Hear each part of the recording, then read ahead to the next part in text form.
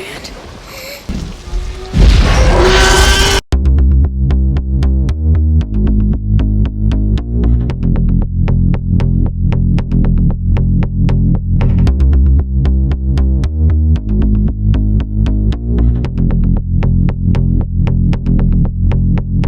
Welcome to X vs. Z. I'm Chris. I'm Morgan. I'm X. I'm Z. And this week in episode 23, we're doing a 1993 Spielberg classic, Jurassic Park, which you haven't seen, Morgan. What's wrong with you?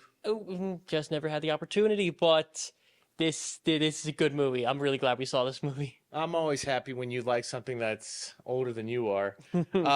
Yeah, and this movie is, what is it? I'm not good at math. What is it? 32 years? 30. We're at 32 years. It's 32 years old. It's our first Spielberg movie, and I mean, for any movie that was intended to be watched on the big screen. In this theaters. is it. But we've got the next best thing because I have a dope ass TV, and boy, Morgan, I'm telling you something. When I say meant for the big screen, it's about capturing the wonder of the sheer size of the screen really would have. I'm not going to say would have made this a better movie, but it would have been more immersive to the experience with just the thundering and the booming of a theater speaker, and again, just the size of the screen really capture the size. But you don't. Even though we didn't get to watch it on a big screen, which boohoo, whatever. It does capture a sense of awe, yes, and wonder, and nobody's better at that than Spielberg. This movie is amazing, but you could have also called this the many blunders of John Hammond. Yeah, Jurassic Park operates pretty heavily on Murphy's Law. God, a profound level of incompetency on the John Hammond's it's a visionary. pretty great example of why you need people who know what the hell they're doing to be in positions of power instead of just yes men or brown nosers or people who are like, hey, I can do this thing, so why not? Do we want to just go down every screw up that he's made? We don't need to go through every single one, but we need to go through some of the big ones. Okay, but first of all, in the broadest sense, it's a major failure of systems. Yes. Okay. So you're building this big ass park. It's got to cost billions of dollars. You say you spare no expense. Well, maybe that's the case when it comes to the bells and whistles. Yeah, the dinosaurs.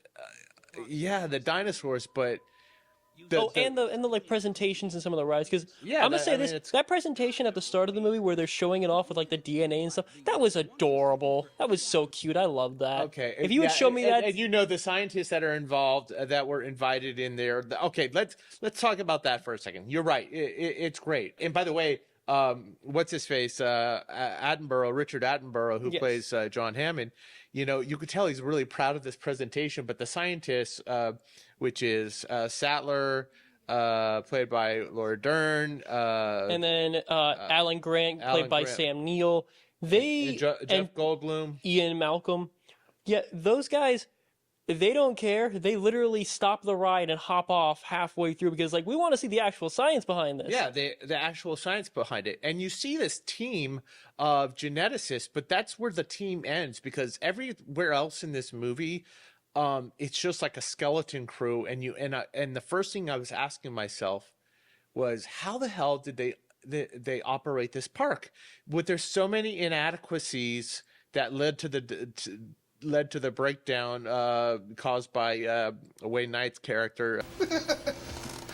I'm totally unappreciated in my time. Hello, Newman. Nedry. Okay, I always forget him. Listen, let's talk about just briefly about that first encounter with the dinosaurs, and then we're going to go to the system breakdowns. That first encounter, to me, perfectly captured the awe, the disbelief, the wonder of they're seeing a freaking dinosaur. And there was that bit of humor at the start where what's her name is looking at the plane, and he just reaches down and it's like what Yeah, okay, so the audience is in that place too, but thank God the scientists so they're very. I keep going back to what was the biggest breakdown of the system? Well, you brought it up originally when we were talking about this, just kind of after watching this last night. Yeah. But he's bringing these scientists in to get a okay from the lawyers to basically move forward on the park. He wants them to say, yeah, you're all good to go and everything.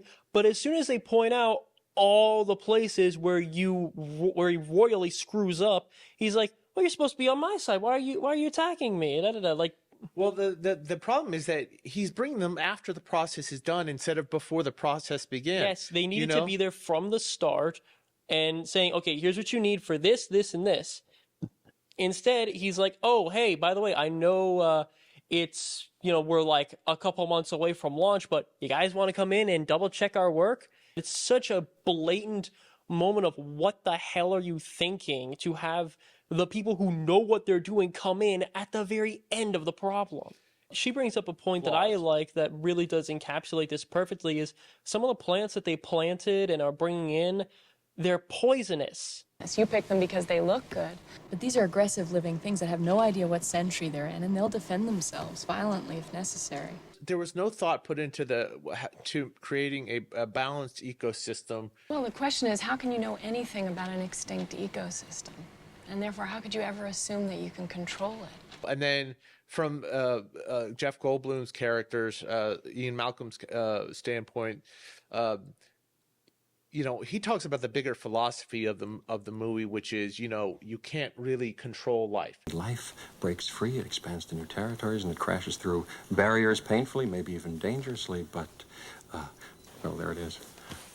John Hammond wanted to microwave a result without doing the hard work. Your genetic power is the most awesome force the planet's ever seen, but you wield it like a kid that's found his dad's gun. Because they don't understand it, and they're not careful with it. And that's the big thing here is they are not careful with these dinosaurs. They're like, well, we'll just throw goats at them. No, a Tyrannosaurus Rex needs to hunt. Okay, there's this whole team of geneticists that are focusing on bringing these dinosaurs to life, which is looks where all the resources are put. But they're so short-sighted of it, even they are being dumb about it. Like, they use frog DNA to sort of, they use frog DNA to finish the unfinished genome sequences in the. And what's the result of that? The result of that is short-sighted decision. Is certain frogs can change gender to reproduce when there's not enough of the opposite gender, and some of the dinosaurs do just that because of the frog DNA. Okay. The second problem is the breakdown of the entire automated system, which that choice in of itself is a flaw. I should tell you that the system is going to be compiling for 18 to 20 minutes. So some of the minor systems, they might go on and off for a while, but it's nothing to worry about. It's just... The main reason this whole thing falls apart is Dennis Nedry.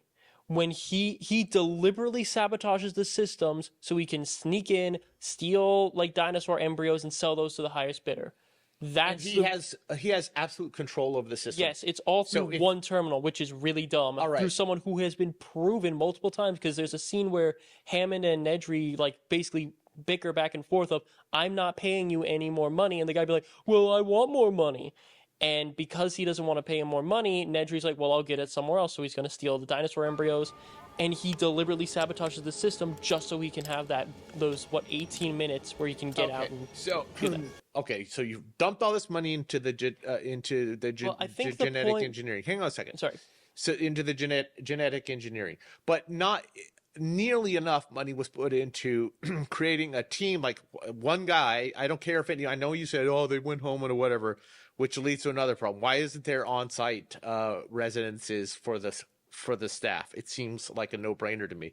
But I would pay, even back in 1993 or 92 or whenever the construction of the park takes place, why the hell wouldn't they give a shit ton of money to the head designer of the system and then have a support staff in place? That was another big ass flaw. They did. 1.5 million is a lot of money. The thing is, not on something that's of scale like this. Look, dude, they're talking about this is we are assuming that John Hammond's a billionaire, right? Yes. $1.5 million, you say, is a lot of money.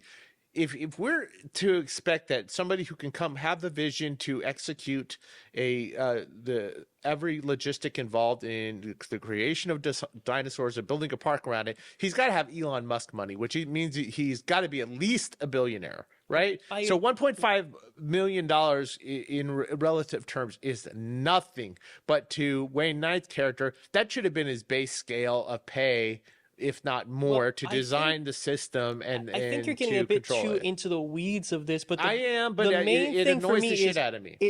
well, every single one of his actions, every single aspect of Dennis Nedry's character shows he is irresponsible, he is selfish, and he is reckless.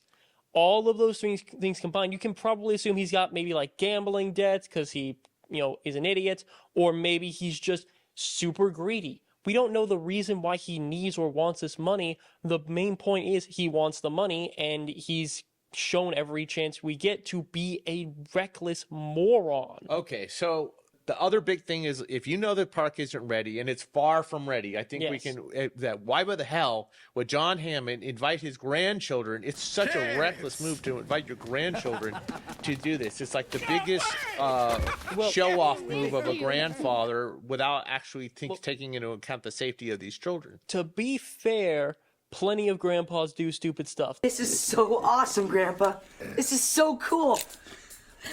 God in heaven! What? This is life gonna live! Yeah. But we got these kids coming on board. We got 3 scientists that have already talked about the recklessness of Hammond's decision, and they finally get start the ride. Okay, so they're getting in their little Ford Explorers, which I love the design of all the techie stuff in this, like the cars, the little gadgets inside there, and all those little things. They really do make it feel like this is going to be a big, really expensive theme park. And honestly, if the Jurassic Park was real and not made by morons, I would love to go. Yeah, but it also demonstrates one of the fundamental flaws of the idea of a Jurassic Park in the first place, which is not just all the stuff we already mentioned before, but we can't predict the behavior of animals. You literally just said it, which is they're trying to entice. So they have the little cars going through the system. Believe it or not, we love this movie. Yes. But they have the cars going through the system on this set track. On this set track, and there's no animals. Now, eventually, you do plan to have dinosaurs on your dinosaur tour, right? Imagine you're somebody who just paid this shit ton of money to go to this park, right? I love that the lawyer says, but we want it available for poor. The Ham says he wants it available for poor people. And the lawyer's like, I thought it was a really funny. We'll have a coupon day, Yeah, coupon weekend or something like that. Which, yeah.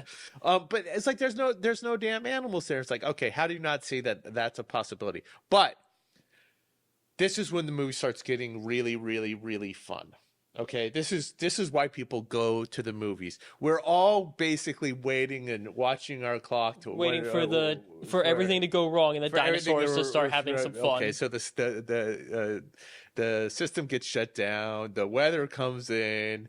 The majority of the staff go off on a boat to wait out the storm or go home. And there's no system in place to rescue these poor tourists if they show up, right? Yeah, no. But these poor kids are in this car. And I love the kids. Let's talk about those kids for a second, okay? Yes. The only time they act irrationally in this movie is at the very start when the T-Rex first gets out of its enclosure, where they're like shining a flashlight for some damn reason. But they're kids, and they're panicking. Rationally. Yeah, they're kids and they're panicking and they're dealing with something that's like, you can't exactly say, okay, kids, if you ever find yourself face to face with a Tyrannosaurus Rex, don't grab a flashlight and wave it around.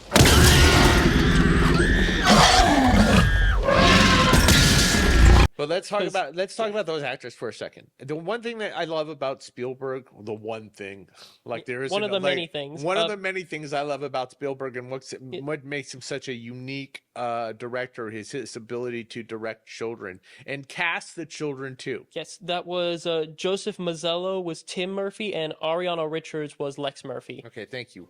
Both of these kids have that kind of doe-eyed, wide-eyed appeal. They're a great representation for exactly who the audience is. Yes. In some form. Because, like every kid would act pretty much exactly the same way. Yes, and we would probably too. We don't know that T-Rex detects movement or sees based on movement, right? So I love these children, and I love their dynamic with that evolves over the movie. They're not useless by any means. They're curious. They're frightened. All their reactions are totally authentic. And that's one of the things that I like of that. One of the things I appreciate the most about this movie is the kids are not useless. They're not just dumb little twerps running around like, I just want to get some ice cream. Oh no, there's a raptor in there. No, instead they're actually like they're being kids, but they're being Morgan smart. hates children. Don't let Like, them babysit that's your the kids. biggest thing I hate in some movies is they just have kids being dumb as a box of rocks. It's like you can't Okay. be mad at them; they're kids. I can be mad at them if I tell this dumb little twerp, "Stay right here, don't freaking move," and that idiot walks around because I want to see the noise. Okay, but I'm rooting for these kids. They're so freaking likable. And the one thing, I keep saying One of that. the things. One of the things that was so special is not just that they cast the right kids, but they focused on the relationship between the children and Alan Grant. I was like, oh, okay, let's see. He even says a couple of times before they, get like separate, like trapped together, is I don't like kids, I don't want to be around them, da da da da. But when it really comes down to it, his instincts are protect the kids, and he's surprisingly really good with them. And Sattler really kind of like tries to get them together in the same car, which was very clever. And I think this is an underrated thing. I think women who are testing guys for whether or not they're suitable mates is their ability to be decent fathers. And I think, she was, we talked about the fact that they don't really focus on the romantic undertones between Grant and Sattler. There's obviously romantic undertones there. There's a chemistry there. I don't know if it's never stated if it's romantic or not. And I think that's to the movie's we get benefit. to the point by the end of the movie that they obviously need or want each other. By the way, they embrace after they see each other for a long time, but that they get so she's getting these kids together with Grant, and what's great is like he goes from this intellectual scientist to protector mode. Yeah, and it makes for such a great driver for the plot and so many cool action set pieces that where we go from the greatness of the interaction of that first scene, which is I think is your favorite. Yeah, the first scene with the T-Rex is probably my favorite because like every part about that is just iconic. From the slow build up, the like thumping of the water, and just seeing it move around, seeing it knock over the car, seeing the T-Rex do all of this, it really does just fill you with wonder, awe, and terror that these things once actually existed. Yeah, and there's even in that there's suspense. God, Spielberg is so good with suspense. That entire section is so iconic that it's been referenced and joked about in dozens of things. Like when Malcolm Peck and Sadler are in the car driving away, there is a scene where it's and you see the dinosaur roaring in the mirror with like objects. When it's chasing the car, objects in mirror great. maybe closer than they appear. Like that was parodied. Yes. The star of this movie, we could talk all day about how awesome. I love the presence of Jeff Goldblum in this. I mean, he's such an interesting actor. I say that he's fascinating to watch to me because he's a good actor, but because of he's odd. He has this weird cadence to his voice and these pauses. And I do. And he's also the voice of reason in this movie. He's a conscience of the movie, but he's also he's a pretty big prick. That is one big pile of shit. In this movie, he's prickish. No, he's a prick, but he can still be a prick, but a good person. And he's a prick. He's got a moral compass. Yeah, he's funny. Somebody who's a total prick doesn't give a shit about anybody, but he's great. Laura Dern's great. She is so proactive and so engaging as a character. She gets shit done. And I love how she tells off Hammond. It ought to be me really going. Why?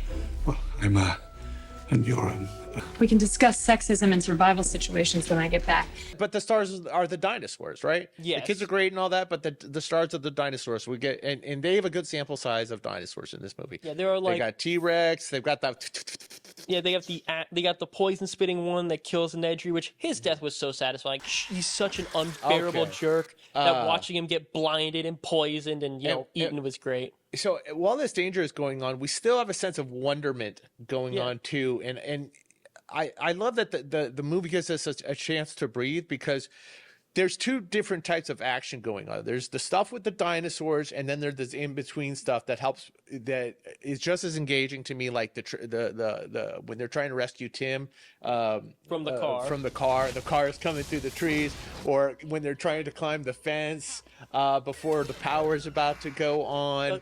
All that stuff is great. That was another moment where I'm like, just listen to the adult, you dumb little twerp. Where he's saying, you need to let go and I will catch you. One. Boom. Okay. So all that stuff, but there's only 17 minutes of footage, 17 minutes of screen time, rather, of the different dinosaurs. And I think one of the things that is so wonderful about Spielberg, besides, being able to manage big ideas, big spectacle, and know how to manage child actors, is he knows what not to show and what to suggest. There's some interesting, good sound design. So a lot of things that happen is off screen. We do get to see the lawyer, Yeah, Katie, the guy that ran away. Deeply satisfying. Spielberg knows how to use textures and hide things behind foliage, and all that is one of the things that makes the movie work so well. We didn't even mention Samuel L. Jackson's character, Ray Arnold. Hold on to your butts. In any other movie, Samuel L. Jackson, he's like the leading man. He's like the leading man. I'd be waiting for a mofo drop or a lightsaber to pop up, but this is young. He's early in his career. I was like, I can't believe he's an afterthought in this. He's fine, but I'm not going to give him too much time. But we don't even see what happens to him. We don't even hear what happens to him. We just see his dead arm. Okay, I feel bad for Bob Peck, the hunter guy, because he was just doing his job. Like, okay, Muldoon. Muldoon. He was, just helping out, trying to do what was right, but he was never listened to until the very end. And also Ray Arnold, he did not deserve that at all. Both those dudes were good, solid people who were like, we need to stop people. Somebody's got to wear the red shirt. I know someone's got to die. No, I'm not saying it's bad. I'm saying I feel bad for the characters, which means they did a really good job of making me like these characters. I normally don't like the hunter type characters because they're always I'm here to kill things. You just measure screen time. You know who's going to die first. In reverse order or whatever. But to me, I was like, as much as I like the T-Rex, and I love the sweet Bronchiosaurus moment, which was a great moment for Alan and the kids to bond. I love that whole arc. It's a Velociraptors, bro. I know we were talking about the T-Rex stuff, but the Velociraptors hunting the children in the kitchen, that's scary. It had so many interesting things. By the way, there was something in there you brought up, and I was really. It never occurred to me whether or not this was deliberate or not, but that when she's hiding in she's trying to hide from the Velociraptors, and she's intentionally screaming, and the Velociraptor sees her. They're very very clever. Did she intentionally try to hide, or was she baiting it to? Was she baiting it? I don't know, and I think because I wouldn't put it past her to have that clever. To make her that clever. One thing I will say is there's two different types of fear in this movie. There's the Tyrannosaurus Rex fear, which is the incredibly strong, no matter what we do, we're not getting away. This thing is a giant monster essentially. And then the cleverness of the Velociraptors, which I think the best way to describe them is one is dealing with the Hulk. It's a giant engine of destruction. The other one is dealing with a predator, pun intended. Are they? Where's the pun in that? Predator, the Yautja and Predator, and then you have they're actual predator animals. Okay, got it. Thanks. But the Velociraptors were great. Great tension build. I love how they have to reboot the system. I love that everybody's got something to do in this movie. Yes. Nobody's standing by. All the heroes get to be heroic, either intellectually or although what's his face gets kind of sidelined for a little bit. Ian Malcolm gets hurt or whatever. Well, yeah, he gets his leg messed up by a freaking T-Rex. He got a pretty good excuse. All right, he's got a good excuse. So. The kids are valuable problem solvers in this. Yes. You know, I love the fact that the little girl gets to help reboot the system. I love that little reaction too, and he goes, Phone security systems? Who name it? We got it. and there's something really sweet about and the audience can all relate to this when they finally come in from the cold, so to speak. This is right before the Velociraptor thing, Yeah. and they got that big spread of food, And they just go straight for the desserts. they go straight for the dessert. But then, like the adult in me who's worked in restaurants before was thinking to myself, how long has this shit been sitting out? Because even if they escape, I know this is such a like out of left field because we didn't talk about this, but I was like, these kids are gonna get diarrhea so bad from eating all this spoiled food. But honestly, here's the thing. I feel really bad for those kids now because like they get like 5 minutes to sit down and pig out on fruits and chocolate cake and Who stuff like pigs that. out on fruits? Come on, The man. girl was pigging out on fruits. I was more in they Timmy's got camp. He's cantaloupe. like eating it with a giant spoon. This freaking dessert. Okay, so But they only get like 5 minutes to eat before the Velociraptor show. I'm like, just let the kids eat, you jerks. No. It's like there's nothing worse than being interrupted during a meal. It's like, what the hell are you talking about?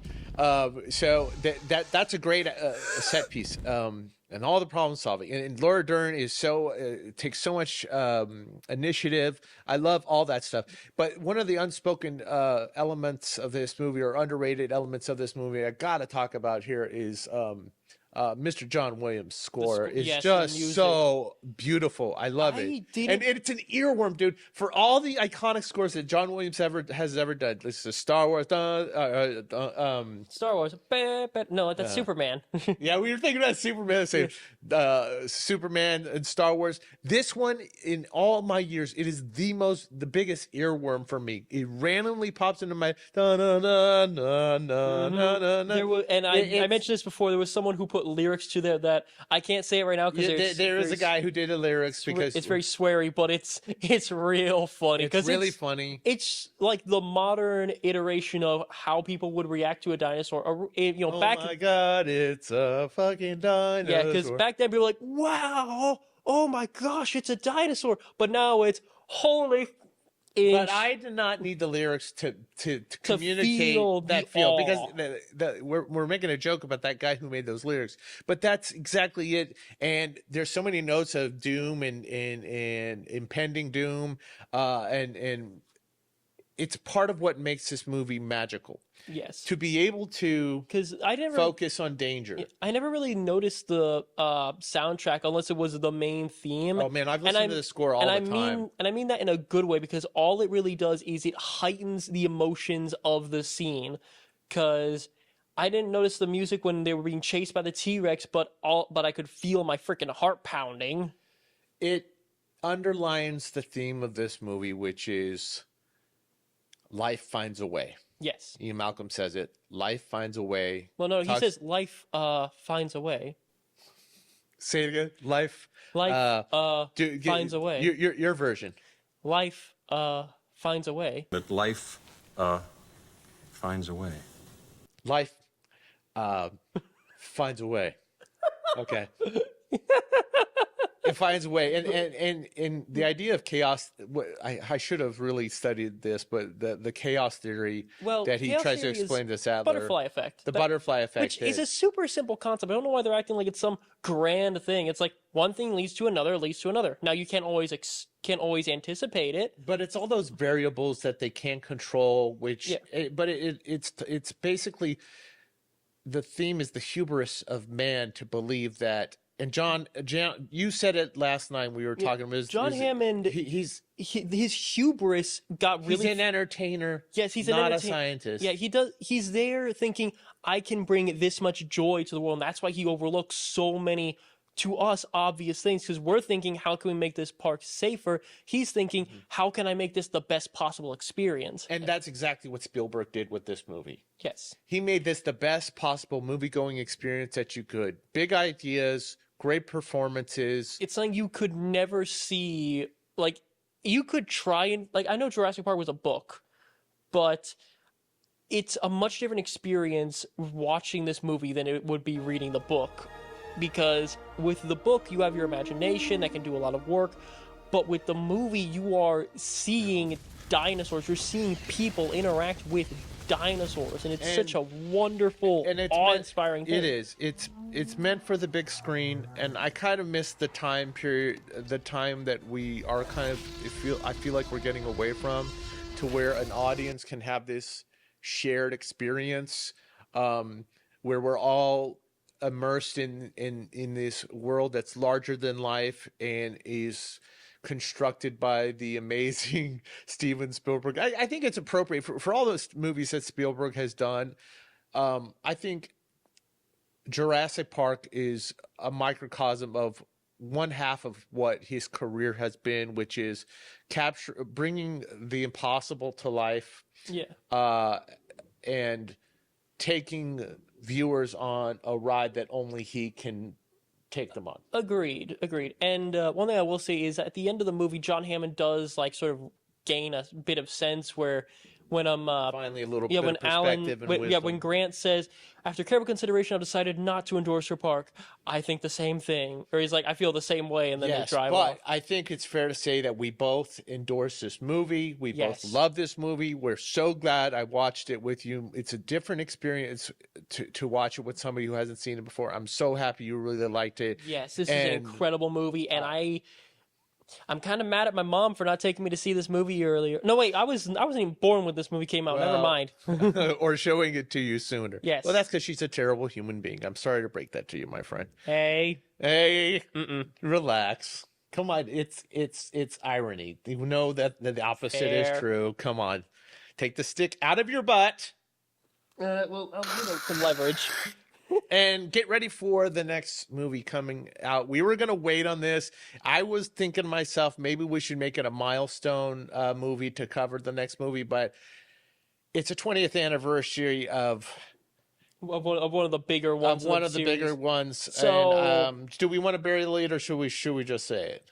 Let's just say it. It's going to be Star Wars. We're doing all 9 films. Mm-hmm. We're gonna be focusing on not the other Disney, not the television stuff, not Mandalorian, the spin-off movies, not Rogue One, which by the way it's very good. We're gonna be focusing on the Skywalker saga. This is 100% the reason I think we eventually wanted to do this channel anyways, because we've done so many conversations about Star Wars just in general and the context in terms of our different age range. Yeah, and what movies we first saw and how we experienced them, and the changing the way we felt about the movies over the course of the 48-year history of the franchise. We did Jurassic Park, and now we're going into Star Wars, because both of those are hugely influential in terms of showing the impossibility of imagination on the big screen. And I think that's a good place to leave us at that. Thanks for joining us for episode 23 of X versus Z,